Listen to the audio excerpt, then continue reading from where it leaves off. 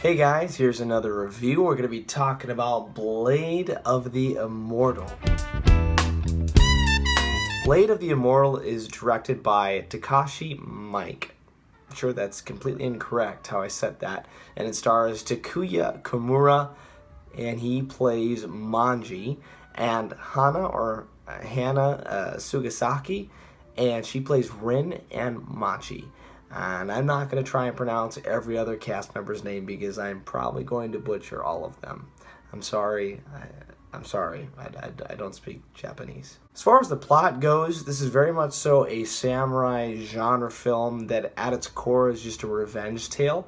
It surrounds this girl who wants to avenge her father and her mother, so she goes and she recruits this immortal warrior. I couldn't help but draw comparisons as I was watching this movie to Logan.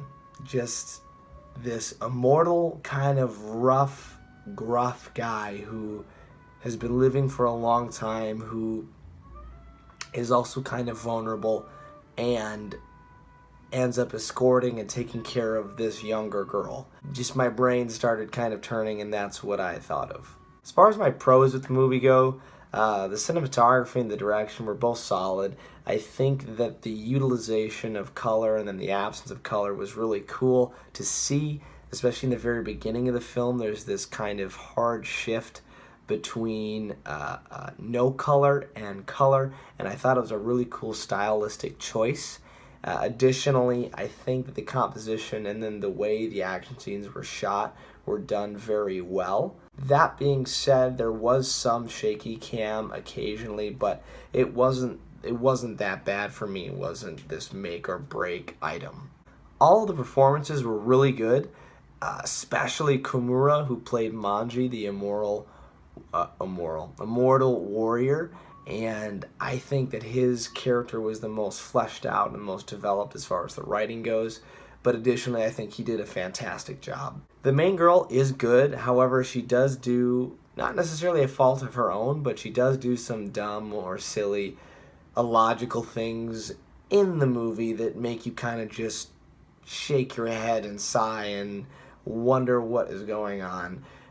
So that could be annoying. That being said, you can kind of get past that and look over it. And the action, it really is pretty brutal. It's a bloody good, fun time, and it's definitely not for somebody who can't get past a little bit of blood, a little bit of really over-the-top violence is what it is. As far as my cons with the movie, the story isn't anything groundbreaking. Now, that's not necessarily a fault because it's hard, like I've said before in other reviews and when I've watched other movies, it's hard to come up with original content, and I'm pretty sure this was based off of other source material.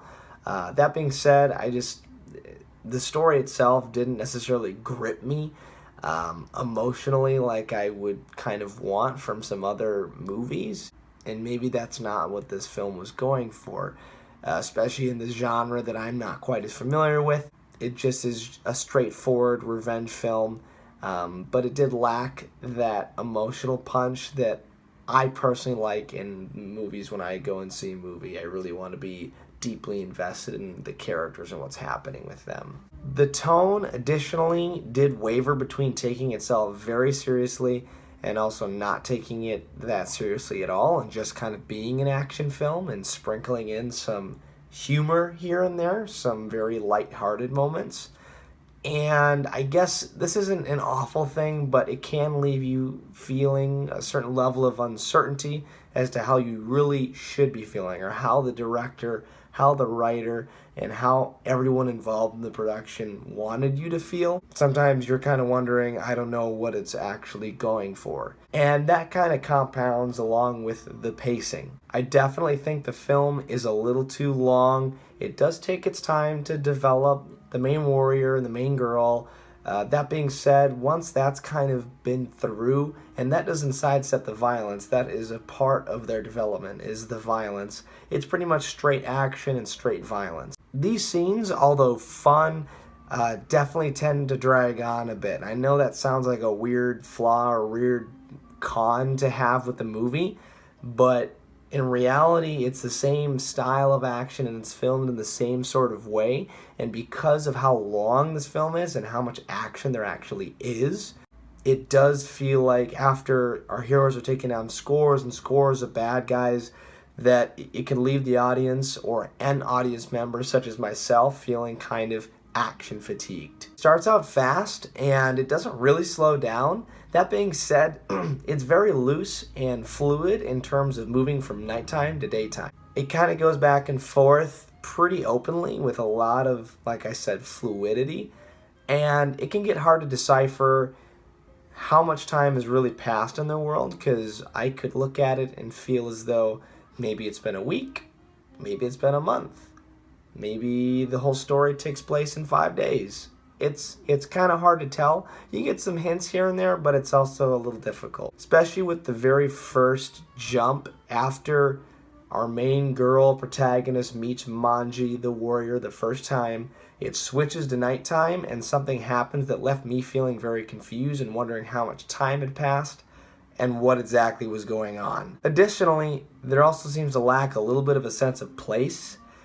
Now, Japan is beautiful, the setting's beautiful, but you kind of wonder where everything is in relation to everything else, so it gives you a little bit of a feeling of being lost in terms of where certain characters are, where certain things are developing, where certain things are happening. Well, I guess for me that did stick out to me. Maybe the average person who goes to this movie wouldn't be bothered whatsoever, but I did feel myself kind of wondering where I was.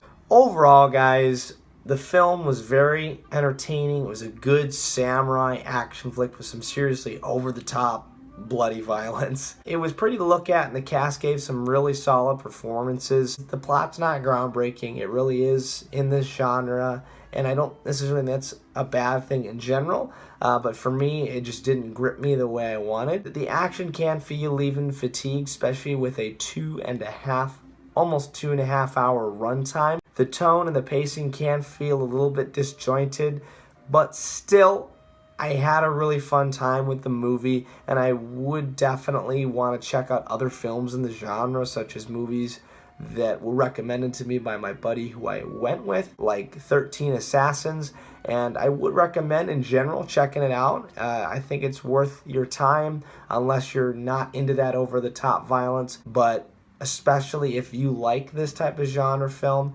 and if you don't know the genre, if you aren't familiar with it, if you like, say, Kill Bill, you would probably enjoy this movie. So for me, guys, I'm going to give it a 7 out of 10. Thank you guys so much for watching. As always, go ahead, leave a comment, let me know what you thought about the review. I will engage with you guys, and please, if you like what my channel has to offer, hit that subscribe button and keep up to date with every review I'm cranking out and all the other content I plan on putting on the channel.